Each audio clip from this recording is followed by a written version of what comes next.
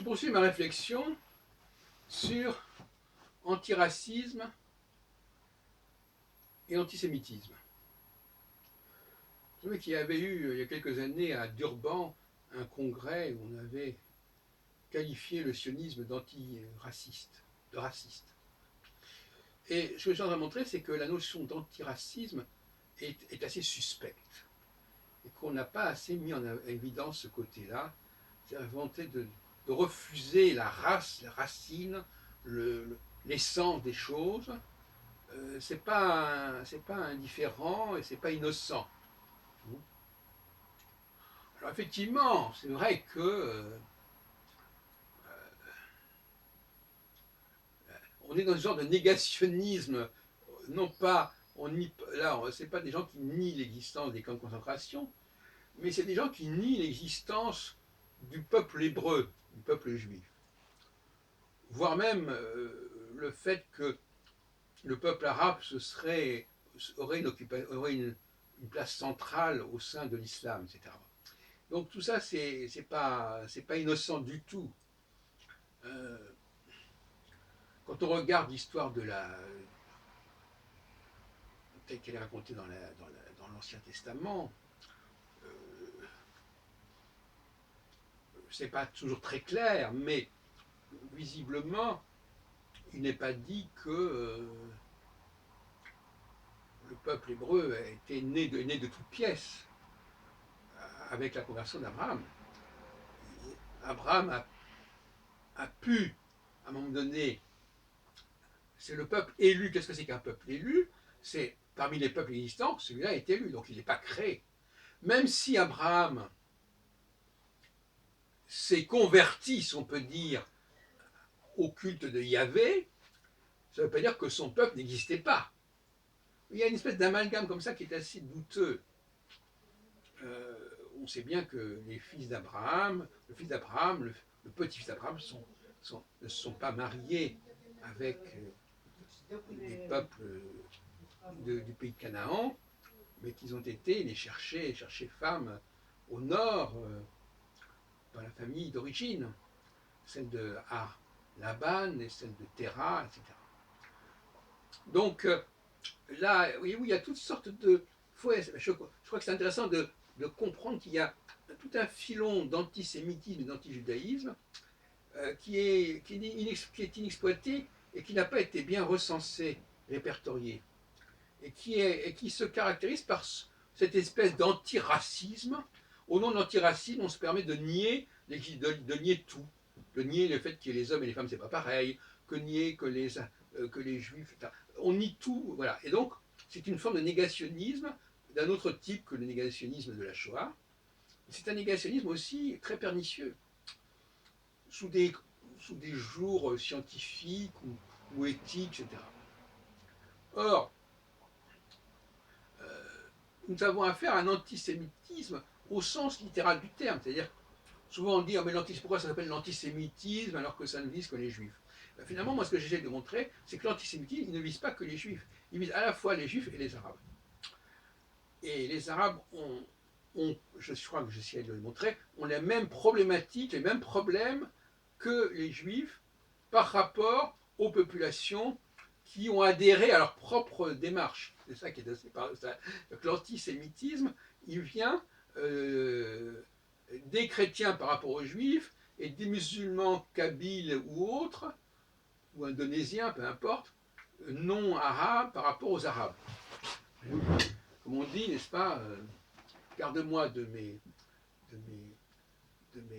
amis, de mes ennemis, je me charge. Les amis, c'est souvent beaucoup plus dangereux.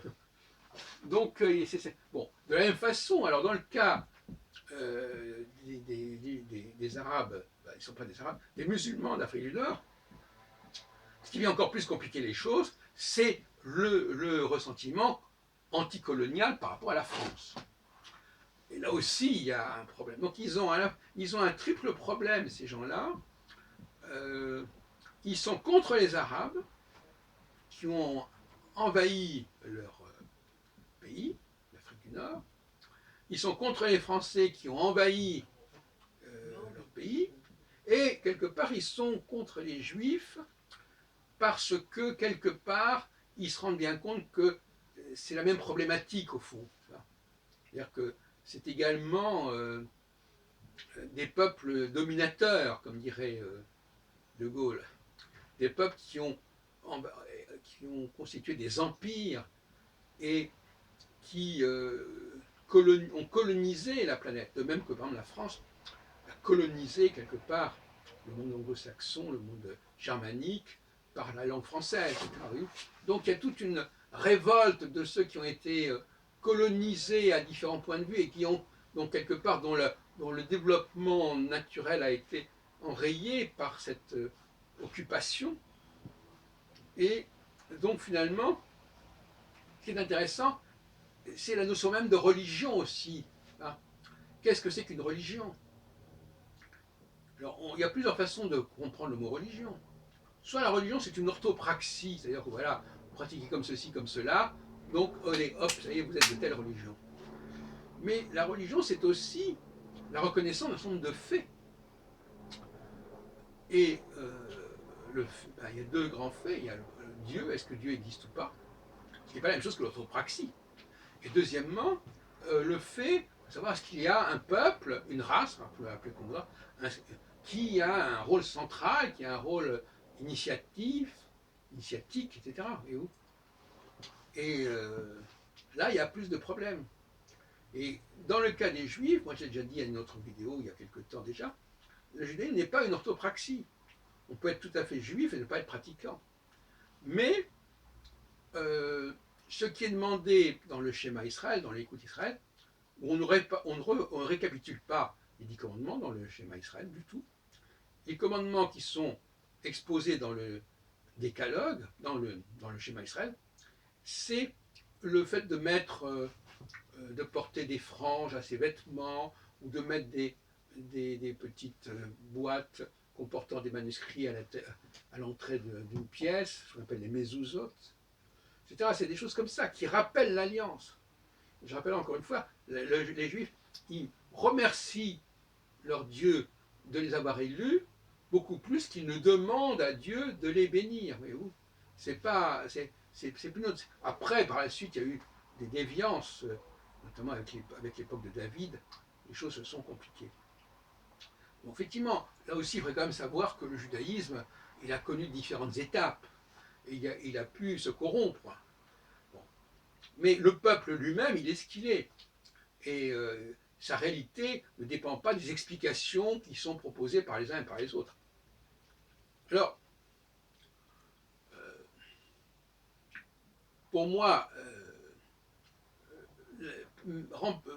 définir, remplacer la question du peuple par la question de l'orthopraxie, pour moi, ça ne va pas. En disant, voilà, bon, ben voilà, alors, si vous ne pratiquez pas, vous n'êtes pas juif, et du moment que vous pratiquez, vous êtes juif. Non, c'est pas comme ça que ça se passe. Pas du tout.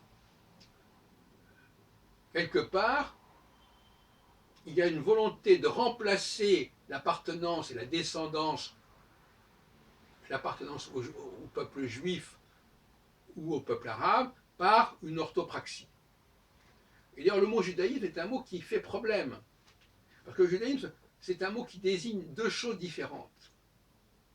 Il désigne une orthopraxie, on va dire le judaïsme veut ceci ou cela, et puis le judaïsme, c'est aussi tout simplement, effectivement, la reconnaissance du fait juif. Se reconnaître comme juif, c'est aussi une forme de judaïsme. Donc là aussi, voyez-vous, il faut faire attention de ne pas être piégé par les mots. Qu'est-ce que c'est que le judaïsme? Il y a à la fois un judaïsme qui peut s'exporter, si on peut dire, et que n'importe qui peut adopter à son compte personnel. On ne peut pas empêcher les gens, c'est comme en politique, on ne peut pas empêcher les gens de se rallier à tel et tel mouvement. C'est parce qu'ils se sont ralliés à ce mouvement que le mouvement en est responsable. C'est parce que des gens se sont convertis au judaïsme que ça change la nature du judaïsme. C'est pas parce que des gens ont rallié tel et tel parti politique que le parti, on a vu que le parti politique est remis en question par ses ralliements.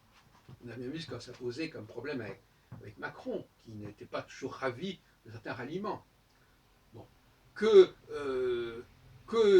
tel et tel groupe ait adopté les valeurs d'un autre groupe ça ne met pas en question l'intégrité du groupe en question. Voyez-vous. C'est ça qui est assez vicieux dans cette situation. Voyez-vous. Alors les adversaires disent, puisqu'il y a eu des conversions, ça veut dire que votre structure, elle n'existe pas. Que ça, on en sort comme dans un moulin. C'est cette tentation comme ça d'instrumentaliser les ralliements et les conversions à un groupe donné pour aller jusqu'à dire que puisqu'il y a eu des conversions et des ralliements, c'est-à-dire que ce groupe, il n'a pas de réalité en soi, il n'a pas d'essentialité en soi. Donc il y a chez ces gens-là qui veulent en fin de compte démolir l'idée de peuple élu ou de peuple matriciel, il y a des ressentiments et il y a une volonté de, de couper tout ça à la racine, si on peut dire, parce que c'est bien ça dont il s'agit. Et en même temps, ils coupent quelque part la branche sur laquelle ils sont perchés. Parce que pour les chrétiens, de supprimer le judaïsme, le peuple juif, la question est là. Bon, alors, à un moment donné, on s'est dit, on va supprimer les juifs. Et puis, à partir du XVIIe siècle, on a dit, non, ben non, les juifs, il faut quand même les rappeler, il faut quand même leur donner de l'importance.